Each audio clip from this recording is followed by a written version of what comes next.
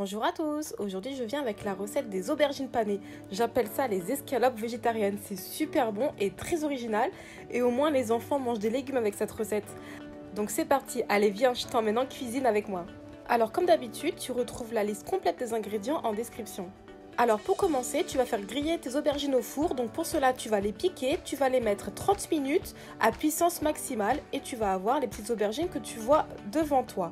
Donc ensuite tu vas les laisser refroidir. Moi je n'avais pas le temps donc j'ai mis mes super gants et donc je les ai épluchées. Elles sont encore chaudes, je sais pas si tu vois la fumée.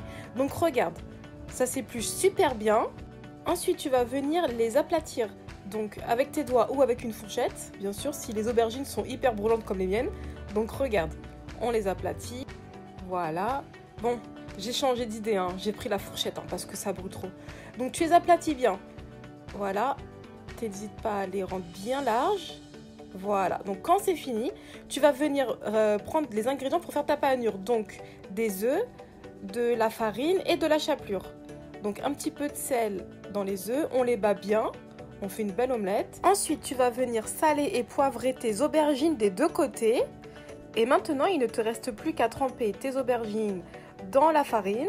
Donc on en met bien généreusement, bien partout, dans l'œuf battu, puis dans la chapelure.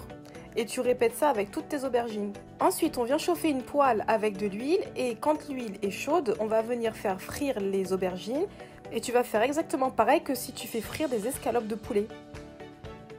Donc on retourne bien, on fait bien griller des deux côtés et quand c'est prêt, eh bien tu vas pouvoir les mettre sur du papier absorbant.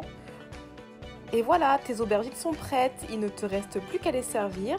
Et personnellement, je les ai accompagnées avec un petit riz pilaf. D'ailleurs, si tu veux la recette, n'hésite pas à me le demander en commentaire. Je te la ferai avec grand plaisir. Et au-dessus, j'ai fini par mettre un petit peu de sauce aigre douce et un peu de sauce sriracha. Et bien voilà, la recette est prête. T'as vu, c'était super facile. Et puis au moins, ça fait manger un peu de légumes. Eh bien, je te souhaite un bon appétit. Et si la recette t'a plu, n'hésite pas à liker, à t'abonner. Salut!